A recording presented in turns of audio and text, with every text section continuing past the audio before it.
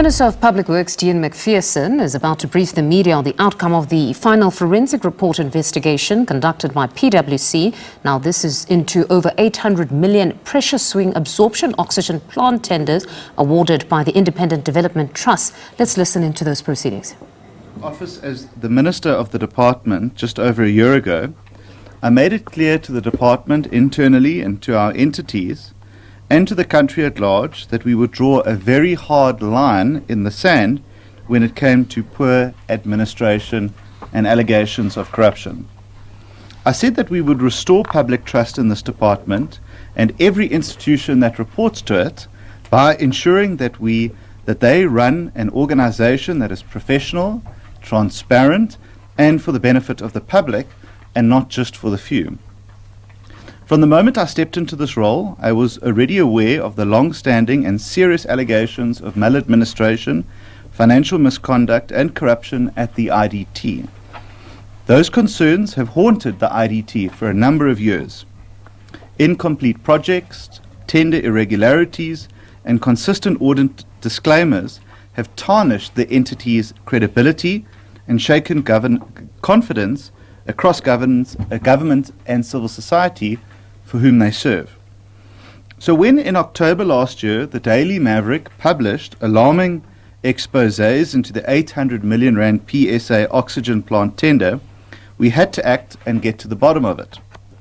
On the 28th of October 2024, the Daily Maverick published an investigative piece claiming that one of the companies awarded received a contract over 400 million rand, lacked SAPRA medical product registration, submitted questionable documents, and appeared to be a ghost entity, one without verifiable contact details, premises, or capacity. Another joint venture, also awarded a sizable portion of the tender, was said to have a checkered history with public contracts. This tender was intended to deliver life-saving pressure swing absorption oxygen plants to 60 hospitals across the country. It was a project worth 836 million rand, of which 528 million rand had been allocated directly to the IDT. The delivery of these plants was not just a procurement exercise, it was a national health priority. On learning of these claims, I immediately demanded answers from the IDT board at the time. On the 29th of October 2024, I requested full documentation from the IDT, including the contracts, evaluation committee minutes, SAPRA certificates, and due diligence reports. What I received at the time was inadequate and incomplete. And a backwards and forwards exchange of letters ensued, initially with the IDT denying that there were then problems with the tender. On the 1st of November 2024, I called for the board to consider suspending the tender, which they initially did not support. And then finally in December of 2024, they admitted that there may have been a problem with the tender. By the 5th of December, the Department of Health officially announced its intention to withdraw the PSA project from the IDT and reassign it to the Development Bank of Southern Africa. At this point, the IDT was now also in a governance crisis. Its board had been inchoate for a number of months. It was operating with 7 trustees short of the 8 required to legally function. There was no standing audit and risk committee and no internal audit capability worth noting. I was also clear that an entity in this state could not credibly investigate itself, despite insistences from the IDT at the time that they would investigate this matter. Considering the above, I was therefore left with no choice but to act and institute an independent investigation into the matter. On the 15th of January 2025, the Department of Public Works and Infrastructure appointed an independent advisory firm to conduct a full independent forensic investigation into the PSA oxygen plant tender. Their terms of reference were broad and to investigate whether fraud, corruption, maladministration or regulatory non-compliance had occurred and whether internal audits and controls had failed.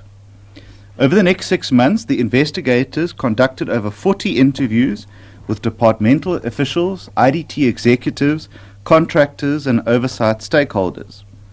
They reviewed more than 90 procurement documents, analyzed financial records, and conducted CIPC, CIDB, and SAPRA verifications. But even as the investigation got underway, a disturbing counter-campaign was launched. From early February onwards, I became the target of a coordinated disinformation attack. Fabricated call logs were published, AI-generated voice notes were circulated online, anonymous whistleblowers released baseless allegations against me and my office. Fake news articles were published, with one major media house having to later withdraw that because the claims could not be substantiated. This campaign against me and my team was amplified by political parties, including the EFF and Action South Africa, who filed bogus complaints against me and claimed that I was interfering in tender processes. Every time we act against wrongdoing in the department, there is a chorus of voices to defend that wrongdoing and maintain the status quo. We have to ask ourselves why and at whose behest do they work for. It is deeply concerning that we seem to have learned very little from the modus operandi of state capture. What I did do, and what I will continue to do, is to demand accountability. I did not take an oath of office to protect wrongdoing. I took an oath of office to protect the Constitution and the people of South Africa, and I will not apologize for that, not today or not ever. Despite these attacks, the investigation was completed and a report issued to the department. It is my intention to brief you on these findings.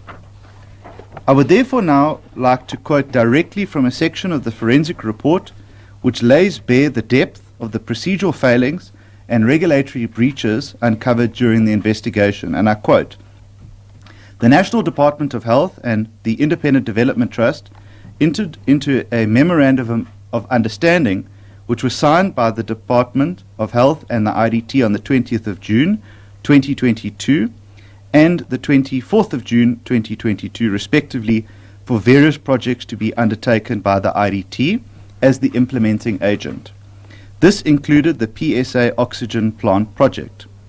The Global Fund confirmed on the 23rd of August 2022 that the IPIP was approved subject to various conditions, including that the total cost of the PSA oxygen plant project does not exceed the amount of 216 million rand and 216 million rand.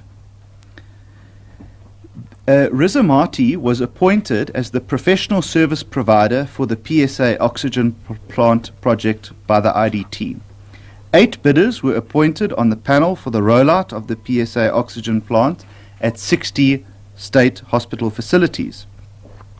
The service providers that were appointed on the panel were, however, not required to provide evidence that they meet the SAPRA requirements as set out in the Infrastructure Program Implementation Plan. Therefore, it appears that the IDT appointed 8 service providers on the panel for the rollout of the PSA oxygen plants without confirming that any of the appointed service providers met the required criteria, and that being a SAPRA license was again not included as a mandatory requirement in the RFQ as required by legislation. Dr. Sisi of the IDT reported that there was an inherent requirement that the original equipment manufacturers, or OEMs, are SAPRA registered, and that the bidders were not specifically requested to supply evidence that they are SAPRA registered, as the equipment was going to be procured from the OEMs who are SAPRA registered. Vulking, as one of the preferred service providers, did not have the required authorization to use Atlas Copco's SAPRA license, and the use, therefore, in their submission to the IDT appears to be irregular. In light thereof, and further to the information provided by Dr. Sisi, it appears that the requirement in respect of the SAPRA compliance was an important aspect to the entire procurement process of the rollout of the oxygen plants. This criteria should therefore have been included from the establishment of the panel of service providers, and the entire process therefore appears to be irregular. The PSP pre-tender estimated at tender stage was 216 million rand, and at design stage was 253 million rand, as determined by the service provider. The Department of Health was subsequently requested to approve the increased funding for the rollout and implementation of the plant projects to 592 million rand, more than double what the original starting estimate was. This project was therefore increased by a staggering 174% from the initial estimated budget. This budget, however, was approved by both the Global Fund and the Department of Health. Despite the fact that the issues were raised by the Head of Health, Facilities and Infrastructure Management at the Department of Health, it is determined that the Department of Health DG was of the opinion that the Department of Health could no longer delay the project, as was putting the department at risk of losing the Global Fund resources.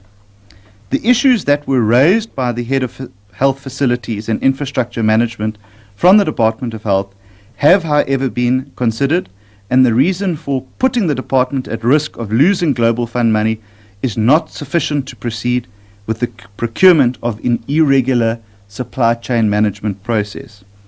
It was also determined that bulking was awarded facilities with a total offer of 428 million rand, which exceeded their CIDB grading threshold of 200 million rand, which means that they did not qualify at all to be awarded that project. The report, however, does not identify any relationship and or links between the appointed contractors and IDT or Department of Health officials.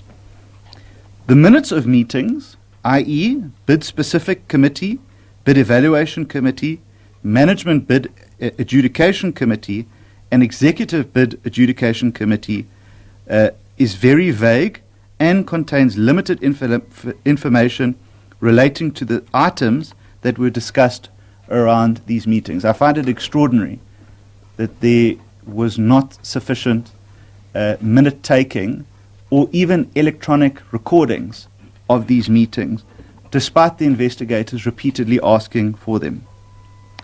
The submission documents that were presented further often contains incorrect and incomplete information, such as the correct dates of when the meetings took place.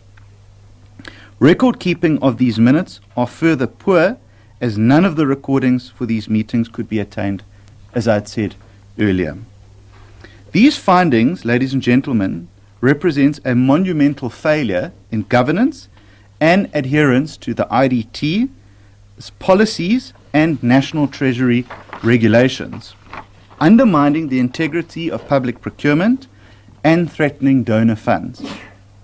The report therefore confirms that multiple companies awarded work under the PSA project did not have valid SAPRA licensing and therefore should never have qualified in the first place. One company, as we have said originally, Bulking Pty Limited, submitted a SAPRA license belonging to Atlas Copco Industrial SA without the knowledge or consent of Atlas Copco. This was clear misrepresentation. In simple language, it's called fraud.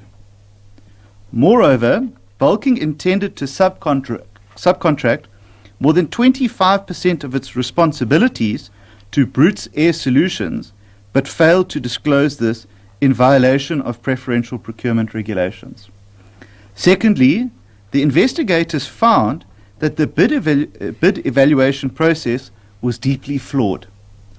The SAPRA compliance requirement, originally stipulated in the project execution plan and the Department of Health's Memorandum of Agreement, was deliberately removed from the final request for proposals. This opened the door for ineligible bidders to participate and win massive contracts which they did not qualify for. Meeting minutes were missing or incomplete, which is shocking but not surprising. And committee appointments for these bid adjudication committees were not properly constituted. The people sat on those committees that were not entitled to sit on them. And also bid scores were not properly documented. Price negotiations were not transparent. In one example, as we said, the Department of Health's budget was 216 million rand, but when the IDT issued the RFQ, prices ballooned to over 590 million rand without a single documented approval or value for money assessment being produced. Thirdly, bulking CIDB grading, as we said, is limited to no more than 200 million rand, yet the IDT awarded it contracts worth 428 million rand, more than double its allowed threshold. Fourthly, the report found that the CEO of the IDT, Mr. Bogo Malaka, failed to exercise oversight. The report confirms that she relied entirely on internal SCM staff to assure her that the processes had followed proper procurement protocol. She did not verify any of the documentation. She did not act on any of the red flags raised by the Department of Health. She did not convene the necessary risk committees to assess the matter. In this, she was not alone. The report also singles out Mr. or Dr. Sisi, the General Manager for Supply Chain Management at the IDT, for his role in misleading internal stakeholders and failing to act in accordance with his responsibilities. Dr. Sisi advised against cancelling the RFQ process despite clear warnings from the Department of Health. He assured the CEO and evaluation committees that the procurement process was compliant, when in fact key regulatory requirements such as valid SAPRA licenses had not been enforced. Instead, both the CEO and Dr. Sisi approved contracts and accepted flawed internal assurances. It is important to note that no Global Fund resources were distributed for this project. That is why we were entirely justified to act when we did, to safeguard donor funding, which means that the entire allocation will be spent but through the DBSA to procure those oxygen systems. So I'm very glad that we did act when we did, or if that donor funding had been spent, I think that they may have pulled the entire project. I would like to share now some recommendations, but before so, I want to say that this report does not only identify failings, it also makes clear that important recommendations of the department, for the department and our entities, need to be enacted. Like taking appropriate action against the relevant officials who are involved in the PSA oxygen plant project, as far as they have not addressed the issues that were raised by the Department of Health adequately during the procurement process. This will include, but not limited to, the following. Ms. Malaka, as the CEO, for confirming the procurement process followed in the RFQ was correct, whereas there were irregularities identified, and for the appointment of Department of Health officials as members and not observers of bid committees, as prescribed by the Memorandum of Understanding.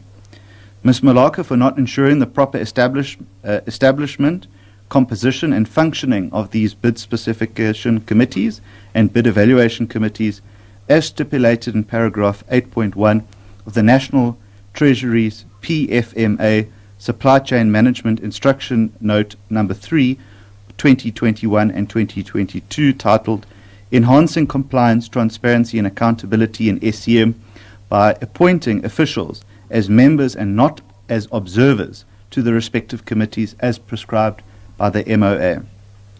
Ms. Malaka, together with Dr. Sisi, did not handle the issues identified and raised relating to the procurement process followed in a fair, transparent and equitable manner as provided for in the IDT's Supply Chain Management Policy, paragraph 39.1.1 and section 2171 of the Constitution.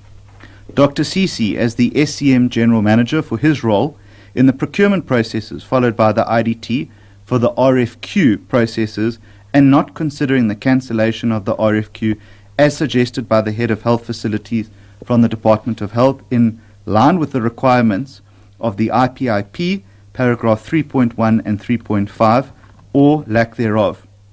Mr. Motsatsi, in his capacity as the BEC Secretariat, for failing to maintain accurate records of the relevant meetings, relevant minutes of meetings, and the electronic records of the BEC proceedings in line with the IDT's Code of Ethics and Business Conduct Policy.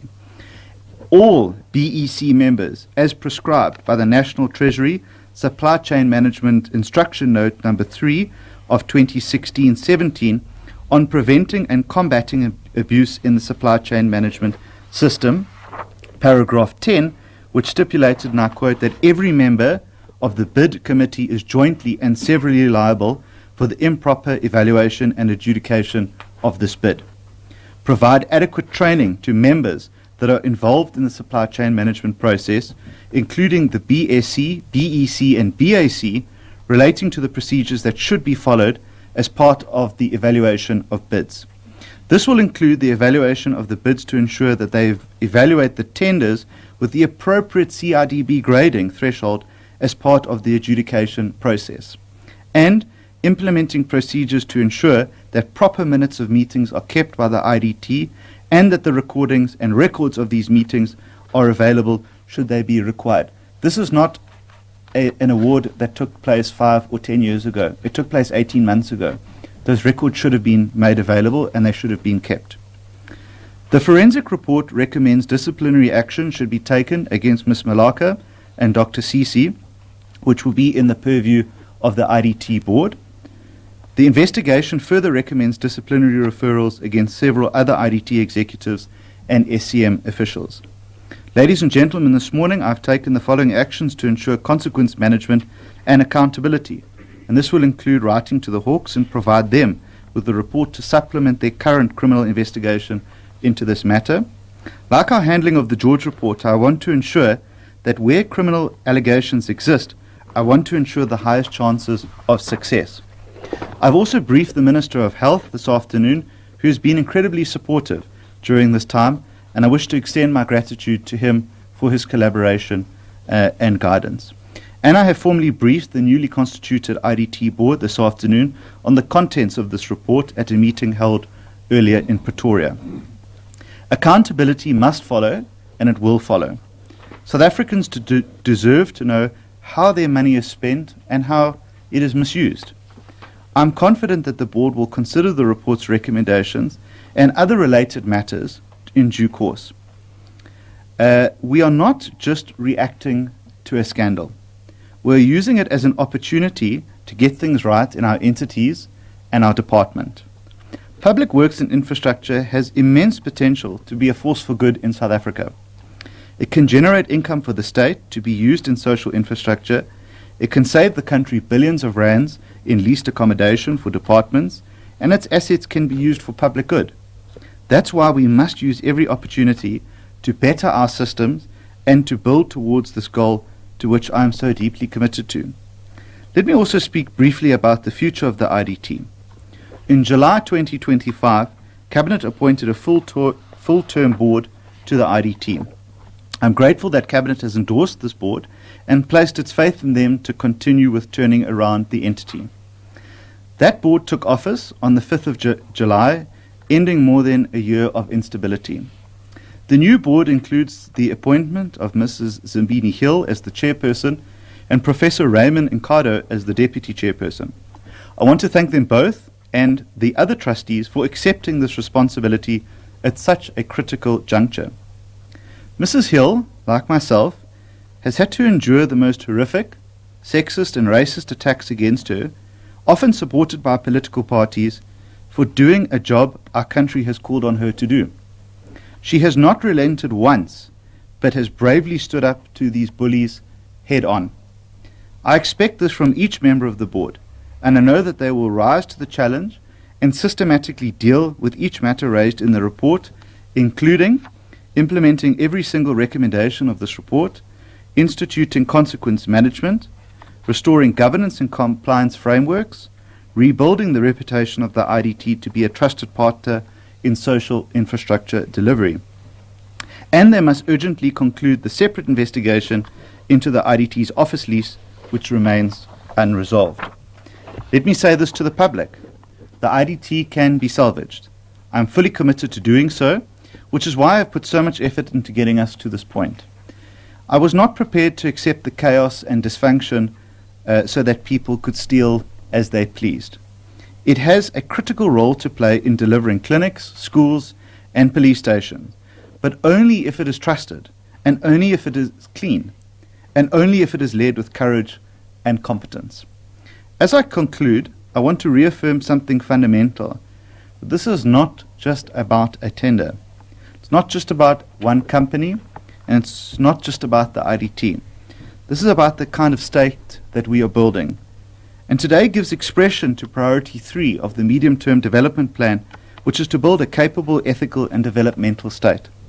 Anyone who opposes what we are doing here today, in fact, opposes this very principle. I will soon hand over will make available, alongside with myself, the DG and the DDG to answer questions and to further unpack any questions that you may have. In closing, let me say this. If we tolerate corruption or maladministration, we betray the very people who we are entrusted to serve, and that is you, the public. If we look the other way when procurement is manipulated, we erode public trust. And if we fail to act when evidence of wrongdoing is placed before us, we are ourselves complicit. That is why we acted, that's why we investigated, and that's why today we will move to the next step, which is consequence management. I again want to thank the Department of Health for its cooperation in this investigation. I want to thank those officials and whistleblowers who had the courage to speak out. I also want to thank some journalists that are here today who had the courage to write about what they saw. Despite being threatened and harassed, despite having fake WhatsApps made in their names, I pay tribute to you as well. And I want to thank the people of South Africa for demanding better of us.